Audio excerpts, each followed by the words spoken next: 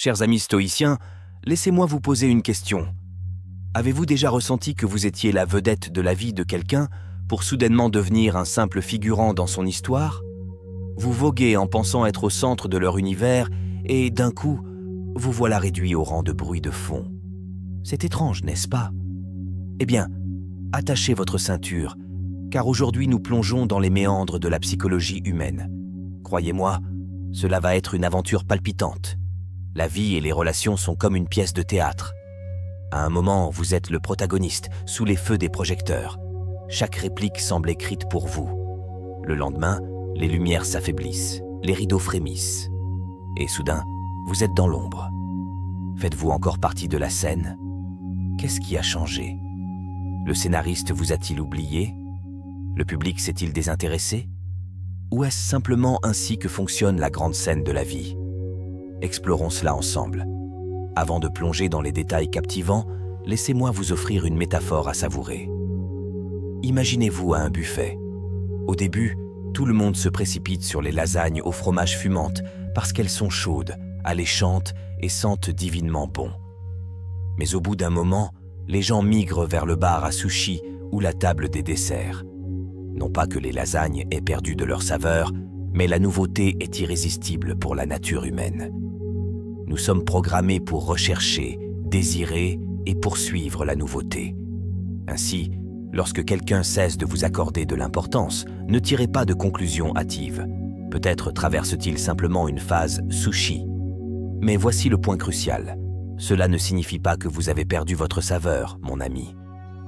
Le psychologue et auteur Carl Rogers disait « Les gens sont aussi merveilleux que les couchers de soleil, si vous les laissez tranquilles. » Réfléchissez-y. Critiquez-vous un coucher de soleil parce qu'il n'est pas aussi splendide que celui de la veille? Non, vous appréciez sa singularité et passez à autre chose. Dans les relations, nous avons tendance à suranalyser chaque changement d'humeur, chaque message manqué, chaque appel interrompu. C'est épuisant. Parfois, l'autre personne doit simplement gérer ses propres nuages qui obscurcissent son coucher de soleil. Il ne s'agit pas toujours de vous. Permettez-moi de partager une histoire pour illustrer cela. Une amie, appelons-la Mia, a vécu cette situation. Elle était très proche d'un collègue de travail, partageant des déjeuners quotidiens et d'interminables discussions sur leur série Netflix préférée. Puis, du jour au lendemain, le collègue devint distant. Plus d'invitations à déjeuner, des réponses plus courtes, comme si elles n'existaient plus. Mia se demandait « Ai-je fait quelque chose de mal? Ai-je dit quelque chose d'offensant ?» Il s'avère que son collègue traversait des moments difficiles avec sa famille et avait besoin d'espace pour y faire face. Cela n'avait rien à voir avec Mia. Et voilà le point, mes amis. Parfois, les gens se retirent, non pas parce que vous n'êtes pas important, mais parce que leur énergie est épuisée. Ce n'est pas toujours un rejet. Il s'agit souvent d'une réorientation de leur concentration, de leurs priorités ou de leurs émotions. Mais voici l'essentiel. Ne laissez pas l'éloignement temporaire de quelqu'un définir votre valeur. Le coach de vie Tony Robbins déclare « Là où va la concentration, l'énergie circule. » Au lieu de vous demander pourquoi quelqu'un ne vous accorde plus d'importance, recentrez-vous sur vous-même. Vous présentez-vous de la manière dont vous aimeriez que les autres se présentent à vous? Peut-être est-il temps de renverser le scénario. Je sais que cela fait mal. Nous sommes humains, et notre esprit peut transformer une bruine en ouragan. Mais voici un secret. Personne ne peut éteindre votre lumière à moins que vous ne leur remettiez l'interrupteur. Gardez votre étincelle et rappelez-vous que vous êtes le personnage principal de votre histoire, même si quelqu'un d'autre change de rôle. Alors, mes amis, gardons la tête haute et nos vibrations élevées. Restez avec nous car nous allons explorer pourquoi ces dynamiques changent et comment les gérer comme les rockstars émotionnellement intelligentes que nous sommes. Et rappelez-vous, quoi qu'il arrive, vous n'êtes pas les lasagnes abandonnées, vous êtes tout le buffet. Voici votre mission pour cette vidéo. Laissez un commentaire avec la phrase « Je suis tout le buffet ». Oh, je vois ce sourire sur votre visage en ce moment. Vous ne pouvez pas le cacher. Et honnêtement, voir votre sourire illumine ma journée. Maintenant, rendons-le encore plus spécial. Allez-y, Déposez cette phrase dans les commentaires. Inondons cet espace de positivité et d'autonomisation. Pendant que vous y êtes, montrez un peu d'amour en appuyant sur le bouton « J'aime » ci-dessous et n'oubliez pas de vous abonner pour plus de contenu qui vous élève et vous donne les outils pour vivre votre meilleure vie. Très bien les amis, il est temps de creuser plus profondément et de découvrir les mystères derrière ces changements dans les relations. Commençons, car croyez-moi, ce n'est que le début de quelque chose d'incroyable. Raison 1. L'étincelle s'est éteinte, pas le feu. Très bien, mes amis, parlons de quelque chose que nous avons tous ressenti à un moment donné dans nos relations. Lorsque l'énergie qui illuminait autrefois chaque interaction semble s'atténuer, ne paniquez pas, car lorsque l'étincelle s'éteint, cela ne signifie pas que le feu est éteint. Les relations, qu'il s'agisse d'amitié, de relations amoureuses ou même de dynamiques de travail, sont comme des feux de camp. Au début, ils brillent de mille feux, alimentés par l'excitation et la nouveauté. Mais avec le temps, ils se transforment en braise. La chaleur est toujours là, mais il faudra peut-être un peu d'effort pour revoir les flammes. Je me souviens avoir lu cette histoire sur un forum relationnel, où une femme racontait comment sa meilleure amie avait soudainement arrêté de lui envoyer des SMS tous les jours.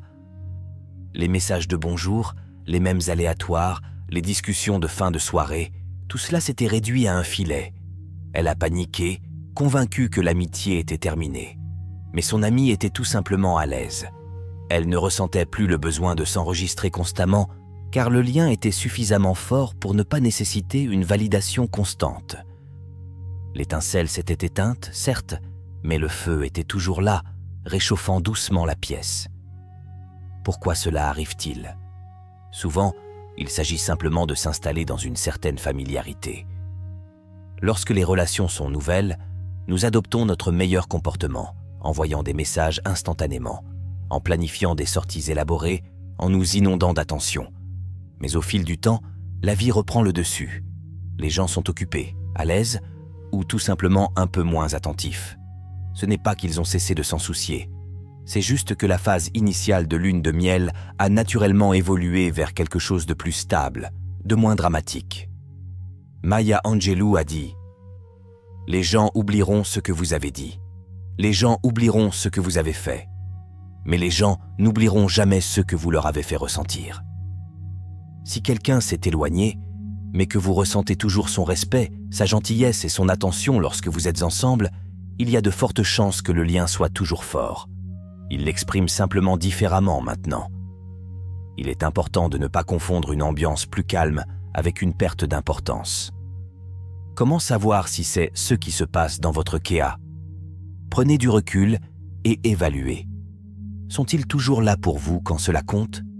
Écoutent-ils, soutiennent-ils et se présentent-ils lorsque vous en avez besoin? Peut-être que les textes ou les petits gestes du quotidien ont diminué, mais les bases de la relation restent solides. Un autre exemple. Un ami, appelons-le Jake, appelait sa petite amie tous les soirs pendant leur première année ensemble. Ensuite, le travail est devenu intense et ces appels sont devenus moins fréquents. Elle a commencé à craindre qu'il ne se désintéresse. Il s'avère qu'il était juste épuisé, mais il l'adorait toujours. Ils ont décidé de se réserver une soirée par semaine pour passer du temps ensemble sans interruption, et les flammes ont rugi à nouveau. La solution ne consistait pas à le forcer à passer des appels nocturnes, mais à trouver de nouveaux moyens de maintenir la connexion active. Quelle est la solution si vous êtes dans cette situation? Premièrement, ne tirez pas de conclusions hâtives. Souvent, le problème ne vient pas de vous. Ouvrez une ligne de communication avec désinvolture et sans accusation. Dites quelque chose comme « Hé, j'ai remarqué que nous ne parlons plus autant qu'avant. Est-ce que tout va bien ?» Cela permet à l'autre personne de savoir que vous êtes attentif, sans la mettre sur la défensive.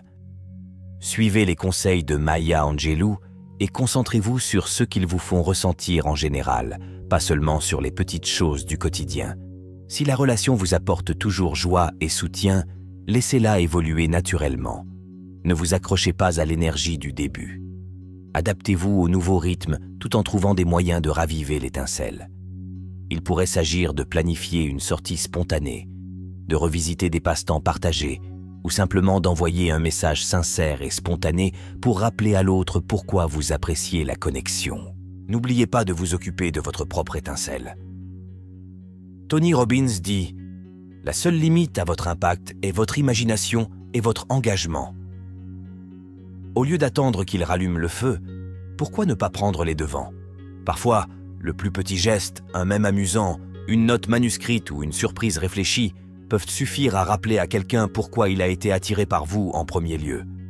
Avant de conclure, terminons par quelques affirmations, car vous le méritez. Répétez après moi. J'en vaux la peine. Mes relations sont alimentées par l'amour, la confiance et le respect mutuel. Et je suis capable de rallumer n'importe quelle étincelle que je choisis de garder en vie. Répétez-le, plus fort cette fois. Et croyez-le. Deuxième raison, le syndrome des nouvelles choses brillantes. Très bien, les amis, soyons réalistes sur quelque chose dont nous avons tous été coupables à un moment donné. Courir après la prochaine chose brillante. Je veux dire, allez, n'as-tu jamais été obsédé par quelque chose de nouveau? Que ce soit un gadget sophistiqué, une émission télévisée tendance, ou même une nouvelle amitié qui ressemble à une aventure à sensations fortes, nous sommes tous attirés par la nouveauté. C'est la nature humaine. Mais que se passe-t-il lorsque vous êtes laissé pour compte parce que l'attention de quelqu'un s'est portée sur quelque chose ou sur quelqu'un d'autre? C'est ce que nous appelons le syndrome des nouvelles choses brillantes. Imaginez ceci. Vous êtes un enfant dans un magasin de bonbons, absolument ravi de cette énorme sucette. Vous la léchez, vous la montrez, en pensant que c'est la meilleure chose qui soit. Mais ensuite, vous apercevez une fontaine de chocolat dans un coin. Et soudain, cette sucette, mais elle n'a pas changé. Vous l'avez fait. C'est exactement ainsi que certaines personnes fonctionnent en matière de relations. Au début, vous êtes la sucette. Vous êtes nouveau, passionnant et tout ce sur quoi ils peuvent se concentrer. Mais ensuite, ils voient la fontaine de chocolat ou peut-être même une tour d'ours en gomme et leur attention se déplace. Ce n'est pas parce que vous avez perdu votre douceur, ils sont simplement programmés pour chasser ceux qui semblent nouveaux. Voici le kicker. La nouveauté est comme une ruée vers le sucre. C'est passionnant, mais ça ne dure pas. Finalement, la fontaine de chocolat se tarit et CS oursons gommeux fondent. Et devinez quoi? Cette sucette, celle qu'ils ont abandonnée, est toujours là, stable et immuable, prouvant sa valeur depuis le début. Ce n'est pas seulement ma divagation métaphorique. Les psychologues appellent cela le tapis roulant hédonique. Nous nous adaptons à ce qui nous est familier et avons soif de nouveautés. Mais les choses que nous recherchons n'apportent souvent pas un épanouissement durable. Ne vous méprenez pas. Parfois, ce comportement n'est pas personnel. Ce qui brille pourrait être un nouvel emploi, un passe-temps ou même un cercle social qui leur donne actuellement cette dose de dopamine. Mais voici la partie délicate. Comment savoir si quelqu'un est vraiment distrait ou s'il vous a vraiment dépriorisé? La clé réside dans leur cohérence.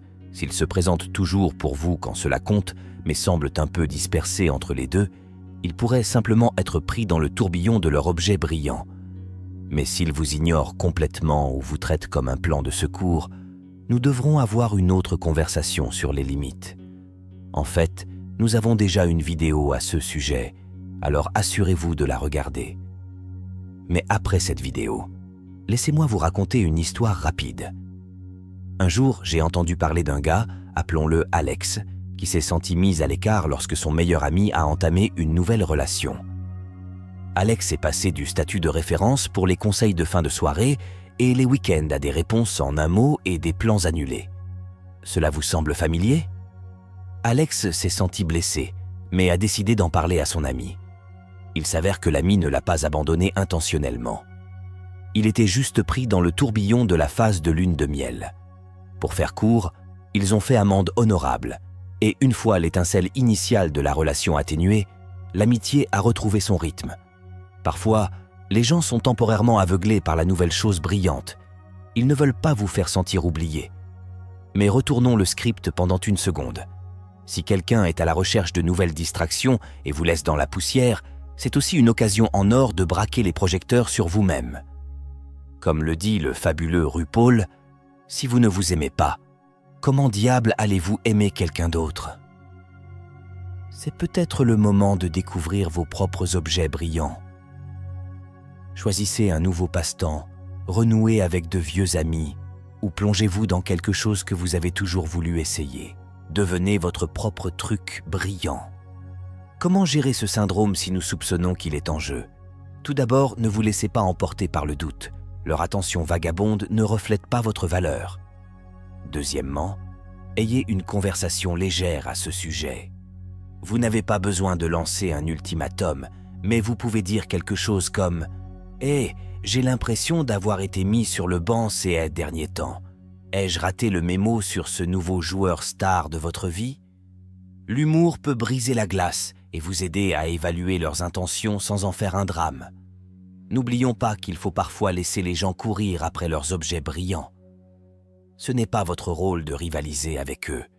Vous n'êtes pas un produit sur une étagère qui demande leur attention.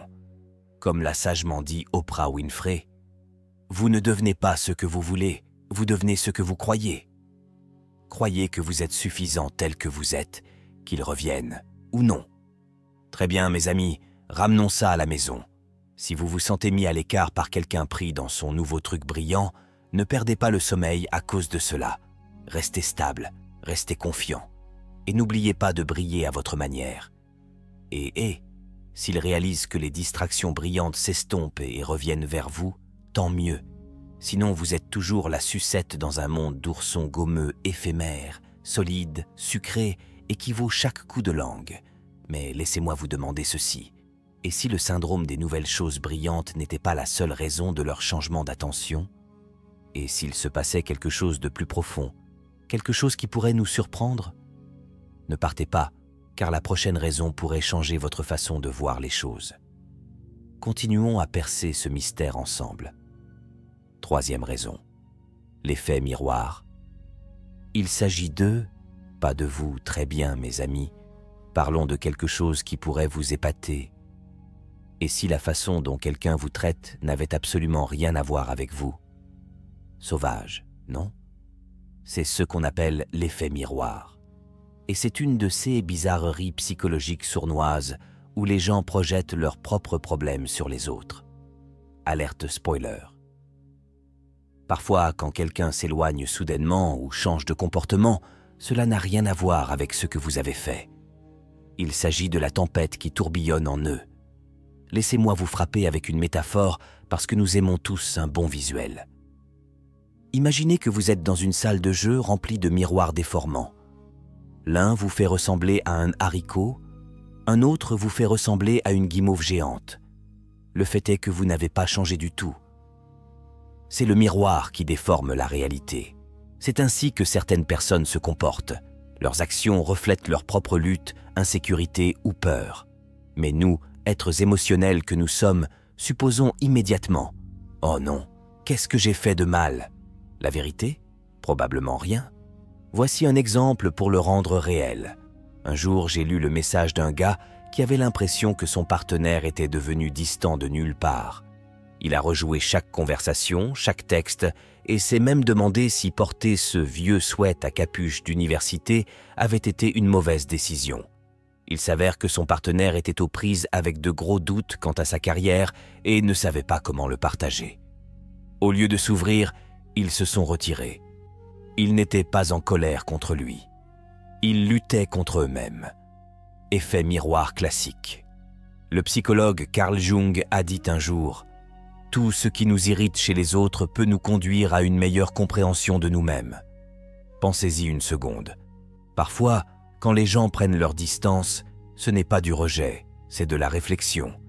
Ils voient quelque chose en vous qui leur rappelle leur propre douleur ou ont l'impression qu'ils ne peuvent pas égaler votre énergie, votre réussite ou votre bonheur.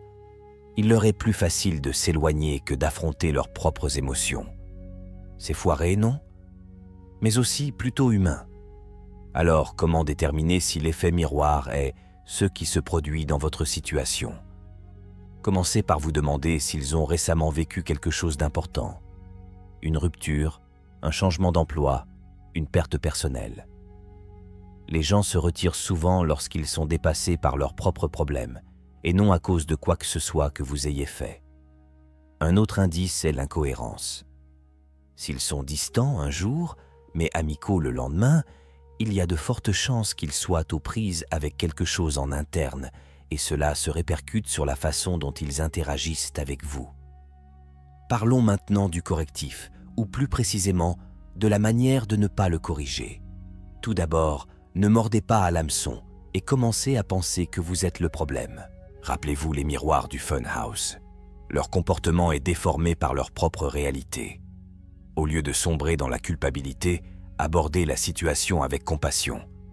Vous pourriez dire quelque chose comme « Eh, j'ai remarqué que tu étais un peu distant ces derniers temps. Est-ce que tout va bien ?» Cela leur ouvre la porte au partage, sans parler de vous ni les accuser de quoi que ce soit. Soyons réalistes, parfois les gens ne s'ouvrent pas. Tout le monde ne sait pas comment parler de ce qui se passe à l'intérieur. Si tel est le CA, respectez leur espace, mais fixez-vous des limites. Vous pouvez leur apporter votre soutien sans vous transformer en leur punching ball émotionnel. Comme le dit la sage Brené Brown, « Clear is kind, unclear is unkind ». Soyez également clair sur ce dont vous avez besoin. Voici le kicker. L'effet miroir n'est pas toujours mauvais. Parfois, cela aide les gens à se voir plus clairement. Votre constance, votre gentillesse, votre patience. Ceux-ci peuvent devenir un endroit sûr où quelqu'un peut retrouver son chemin vers lui-même. Mais, et c'est important, vous n'êtes pas responsable de leur découverte. Vous pouvez réserver de l'espace pour quelqu'un, mais vous ne pouvez pas faire le travail intérieur à sa place. Terminons avec un peu de motivation, car je sais à quel point ce genre de situation peut paraître lourd. Si le comportement de quelqu'un vous a laissé confus ou blessé, répétez-vous ceci. Je ne suis pas leur reflet. Je suis ma propre lumière, stable et inébranlable. Répétez-le. Croyez-le. Parce que peu importe la façon dont quelqu'un d'autre voit le monde ou lui-même, vous n'êtes pas responsable du transport de ses bagages. Mais bon, avant de conclure, laissez-moi vous demander quelque chose. Et s'il ne s'agissait pas seulement de leurs luttes intérieures, que se passe-t-il s'il y a quelque chose d'extérieur qui attire leur attention? Se pourrait-il que leur attention ait changé d'une manière plus difficile à expliquer? Restez dans les parages, mes amis, car la prochaine raison pourrait éclairer exactement cela. Continuons. Raison four, l'herbe n'est pas toujours plus verte. Alors, mes amis, plongeons-nous dans l'un des plus vieux tours que notre esprit nous joue. Pensez que l'herbe est plus verte de l'autre côté. Vous voyez ce que je veux dire, n'est-ce pas? C'est quand quelqu'un regarde sa vie, ses relations ou même ses amitiés et décide soudainement, peut-être qu'il y a quelque chose de mieux là-bas. Alerte spoiler, la plupart du temps l'herbe n'est pas plus verte. Elle a juste un meilleur filtre Instagram. Voici le problème. Les gens peuvent se laisser distraire par de nouvelles opportunités ou connexions brillantes, croyant qu'ils trouveront quelque chose de plus excitant ou épanouissant ailleurs. C'est comme lorsque vous êtes au restaurant et que vous avez déjà commandé le steak, mais que vous voyez ensuite quelqu'un d'autre prendre le homard. Et soudain, vous êtes frappé par une vague de regrets. Vous commencez à penser « Est-ce que j'ai choisi la mauvaise chose? Peut-être que le homard est meilleur. Mais voici la vérité. Le steak est tout aussi délicieux si vous arrêtez de douter et si vous l'appréciez réellement.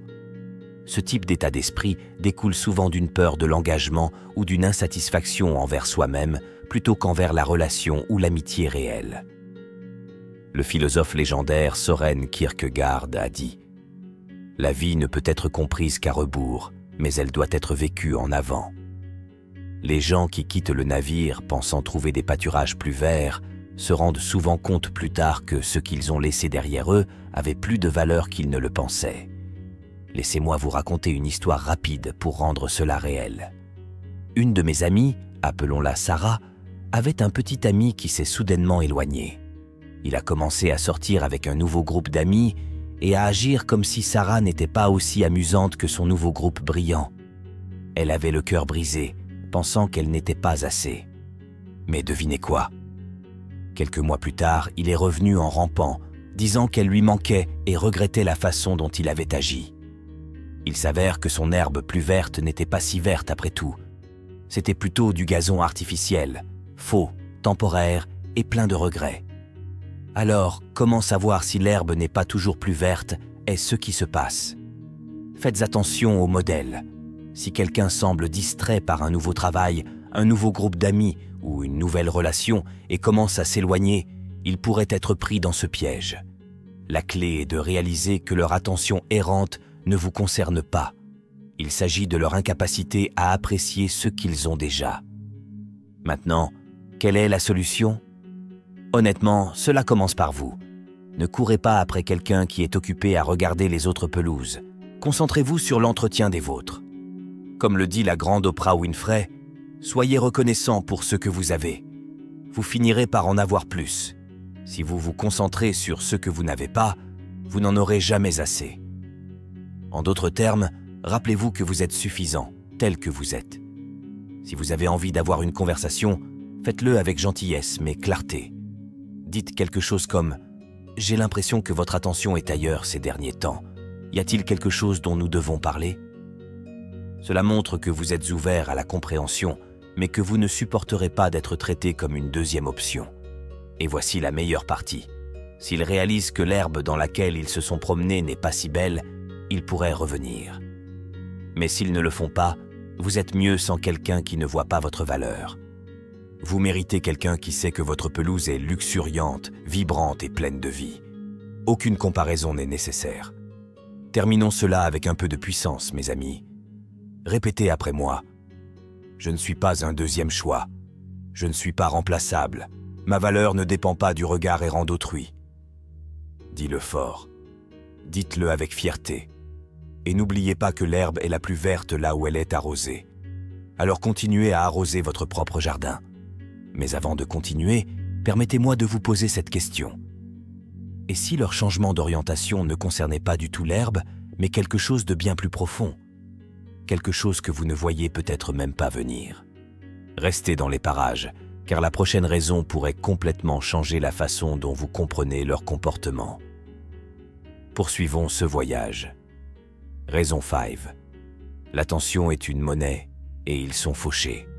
Très bien, mes amis, parlons de quelque chose que nous savons tous, mais que nous admettons rarement. L'attention est comme une monnaie.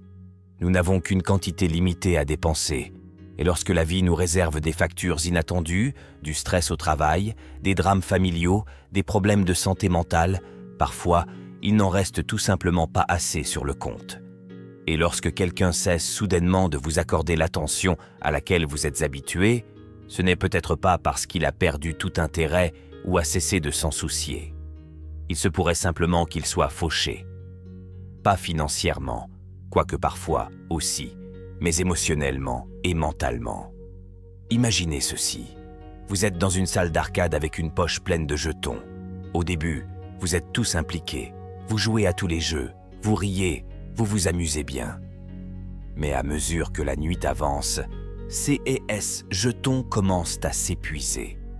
Il faut choisir avec soin, dépenser les derniers pour un match à gros prix ou conservez-les pour le retour à la maison. C'est exactement ainsi que fonctionne l'attention. Lorsque la vie d'arcade de quelqu'un devient écrasante, il commence à rationner ses jetons. Et parfois, ce n'est pas vous qui obtenez les pièces. Ce n'est pas personnel. Permettez-moi de le répéter. Ce n'est pas personnel. La capacité des gens à prêter attention fluctue en fonction de ce qui se passe dans leur vie.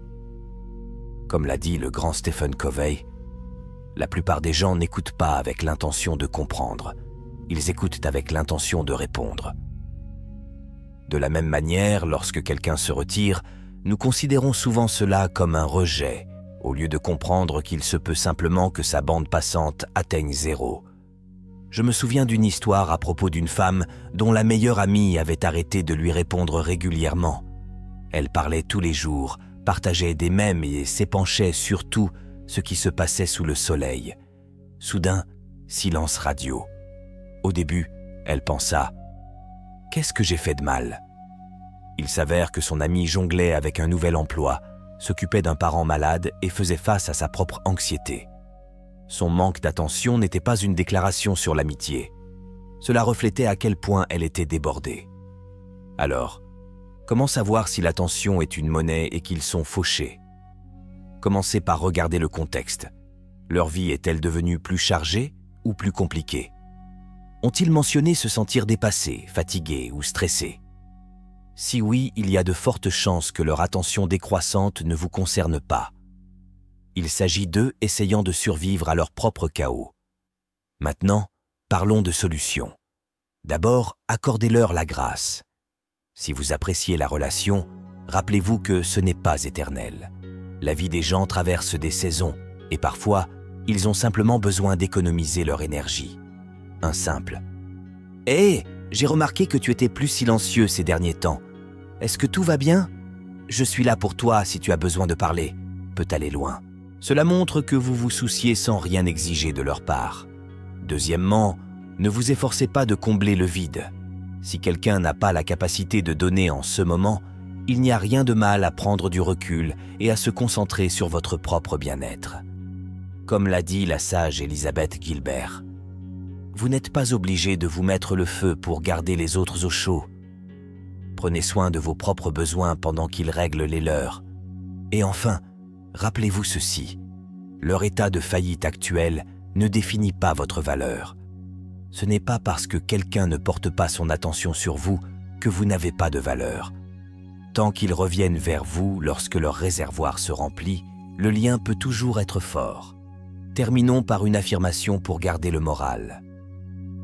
Je suis digne d'attention et de soins, mais je comprends aussi que les autres ont des limites. Je choisis la patience, la force et l'amour de soi. Dites-le fort et croyez-le, mes amis. Mais avant de partir, laissez-moi vous demander quelque chose.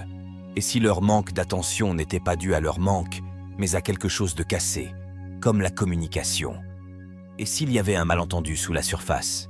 Restez dans les parages, car la prochaine raison pourrait faire la lumière sur les tueurs silencieux de la connexion. Continuons à creuser. Raison 6. Mauvaise communication, le tueur silencieux. Très bien, mes amis.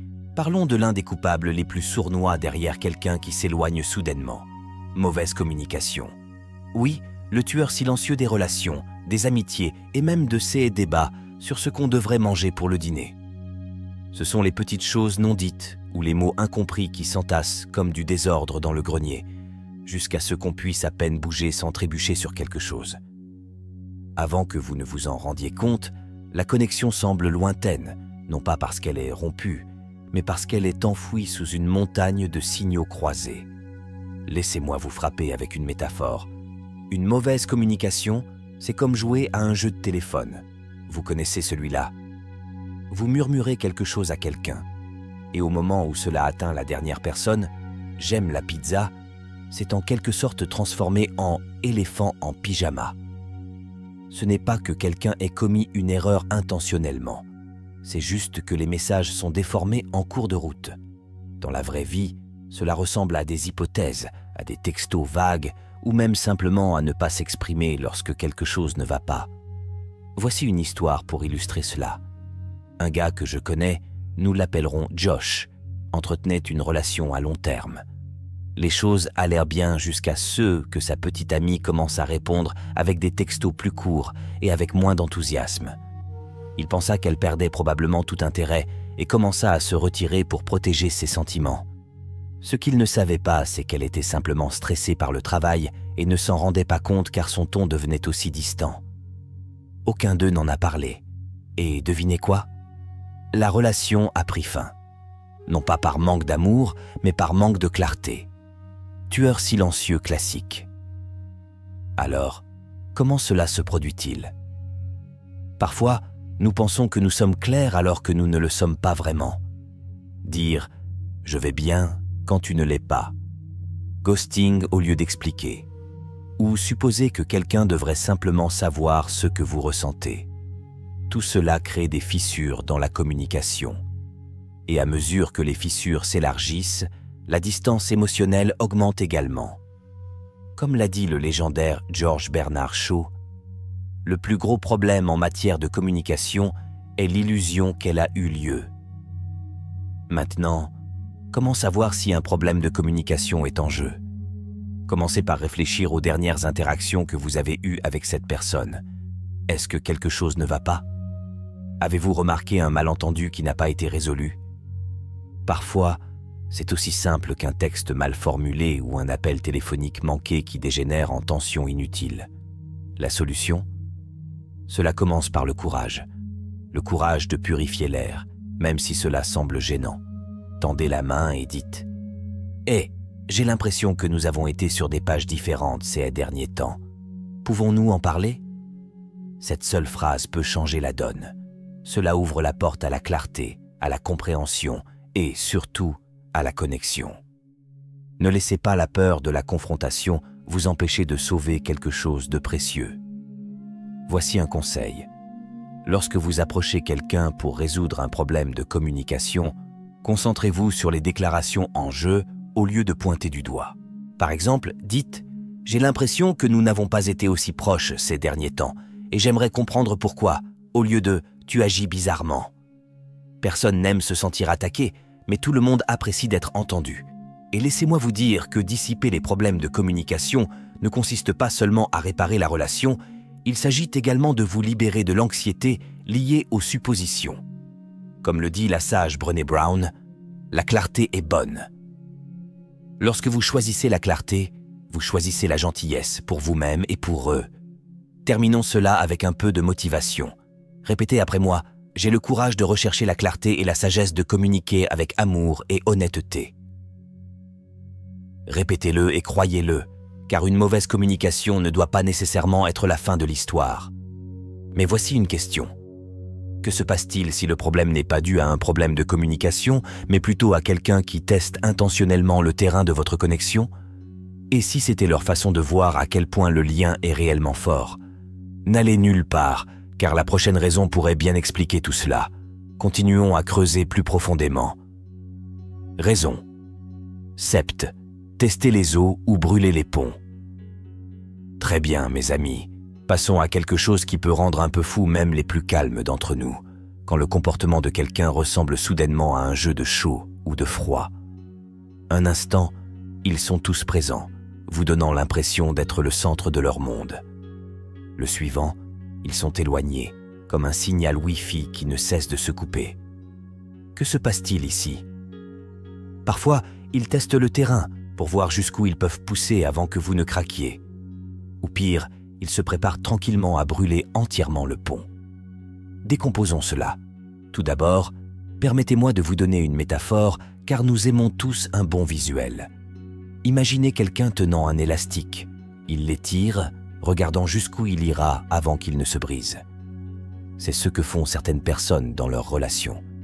Qu'ils s'en rendent compte ou non, ils se retirent émotionnellement ou physiquement juste pour voir comment vous réagirez. Allez-vous les poursuivre? Allez-vous vous énerver? Ou allez-vous tenir bon et les faire revenir vers vous? Il s'agit moins de vous que de leurs besoins de contrôle ou de validation. Difficile, n'est-ce pas? Permettez-moi de partager une histoire. Un jour, j'ai lu l'histoire d'une femme qu'on appellerait Ella, qui sortait avec quelqu'un qui devenait froid avec elle au hasard. Ils arrêtaient d'envoyer des SMS, annulaient des projets ou se comportaient avec indifférence pour ensuite réapparaître une semaine plus tard comme si de rien n'était. Elle était confuse et blessée, se demandant si elle faisait quelque chose de mal. Il s'avère que la personne n'était même pas sûre de ce qu'elle voulait et utilisait cette dynamique de pousser-retrait pour le comprendre. Il n'essayait pas d'être cruel, mais il n'était pas non plus juste. Tester le terrain peut sembler inoffensif pour celui qui le teste, mais pour la personne de l'autre côté, c'est émotionnellement épuisant. Alors, pourquoi les gens font-ils ça? Parfois, c'est par insécurité. Ils veulent voir si vous vous battrez pour la relation ou si vous la laisserez échouer. D'autres fois, c'est la peur de l'engagement. Ils ne sont pas sûrs de vouloir rester, alors ils font leur valise émotionnelle juste au cas où.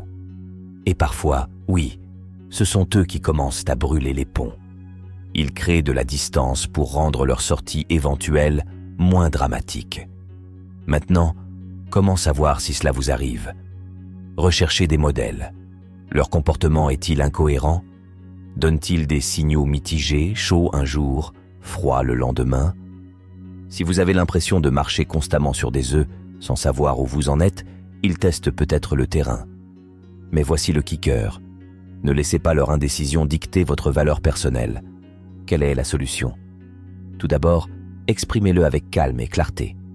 Dites quelque chose comme « J'ai remarqué une certaine distance récemment, et cela me rend incertain quant à notre position. Pouvons-nous en parler ?»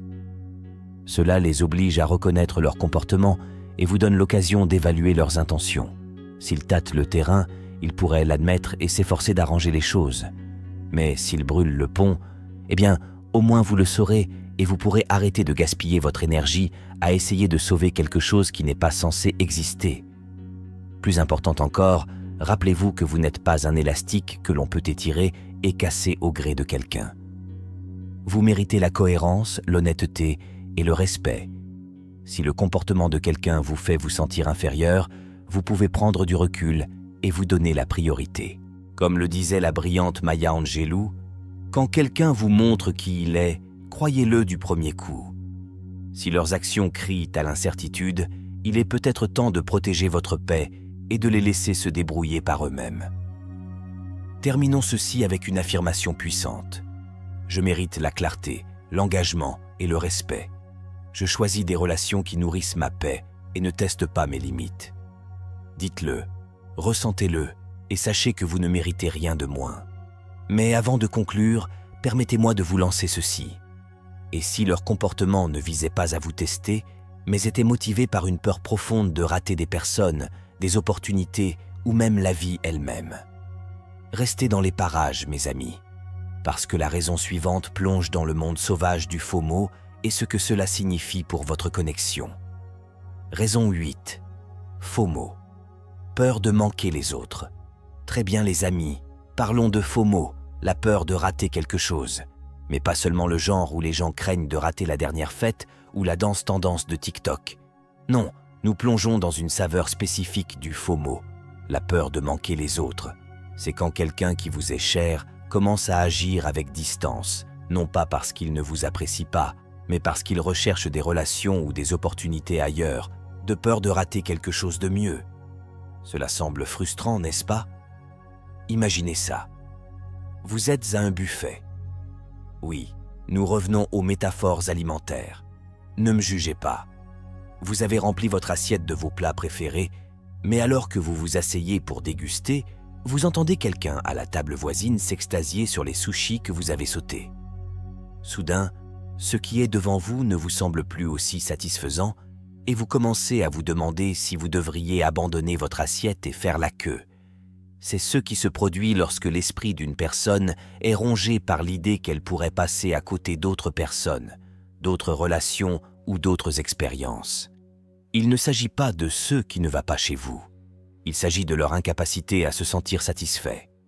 Voici le truc à propos de FOMO. C'est enraciné dans l'insécurité. La peur de manquer les autres vient souvent d'une conviction profondément ancrée qu'ils perdront quelque chose qui changera leur vie s'ils ne diffusent pas leur attention. Ils sautent de connexion en connexion, comme des papillons qui ne restent jamais longtemps sur une fleur. Mais dans leur quête de tout voir, ils ratent souvent ce qui se trouve juste devant eux. Laissez-moi vous raconter une histoire rapide. Un gars que je connais, appelons-le Ryan, sortait avec quelqu'un qui avait de grandes tendances FOMO. Elle faisait constamment des projets avec d'autres amis, souvent au détriment de leur temps ensemble, parce qu'elle ne voulait rien manquer. Ryan avait l'impression qu'il était toujours en deuxième position dans son calendrier social en constante évolution. Lorsqu'il en a finalement parlé, elle a admis qu'elle avait peur de perdre le contact avec ses autres amis. Ce n'était pas qu'elle ne se souciait pas de Ryan, c'était que son FOMO obscurcissait sa capacité à prioriser ce qui comptait. Maintenant, comment savoir si cela vous arrive? Recherchez des modèles dans lesquels quelqu'un semble agité ou trop distrait par ceux qui est en dehors de votre connexion. Parle-t-il constamment des nouvelles personnes qu'ils ont rencontrées ou saute-t-il des projets pour poursuivre quelque chose qui semble plus excitant? Si vous avez l'impression que vous jouez toujours au second plan face à leur peur de rater quelque chose, il y a de fortes chances que FOMO soit aux commandes. Quelle est la solution? Commencez par l'honnêteté. Dites quelque chose comme « J'ai l'impression que votre attention est souvent ailleurs, et cela me fait me sentir un peu mis à l'écart. » Pouvons-nous parler de la façon dont nous équilibrons les choses? Parfois, le simple fait de le signaler leur fait réaliser qu'ils ont négligé ce qui est important. Mais soyons clairs, ce n'est pas votre travail de rivaliser avec leurs faux mots. Vous n'êtes pas une option sur un menu ou un plan de secours. Comme le disait la sage Eleanor Roosevelt, personne ne peut vous faire sentir inférieur sans votre consentement. Si le faux mot de quelqu'un vous laisse constamment sous-évaluer, vous pouvez prendre du recul et le laisser chasser ses papillons pendant que vous protégez votre paix. Terminons par quelques affirmations pour garder votre confiance forte.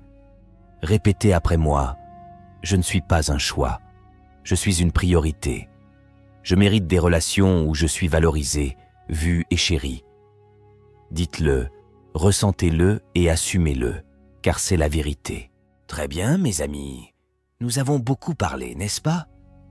La vie et les relations sont compliquées, imprévisibles et parfois carrément déroutantes. Mais bon, c'est ce qui les rend réelles.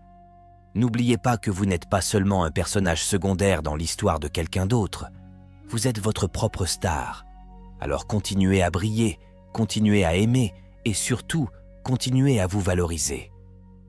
Si cette vidéo vous a donné ne serait-ce qu'une petite étincelle de clarté ou de force, rendez-moi service, appuyez sur le bouton « J'aime » et déposez un commentaire avec votre plus gros point à retenir.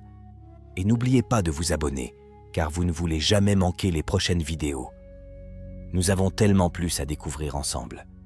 Rendez-vous dans la prochaine vidéo.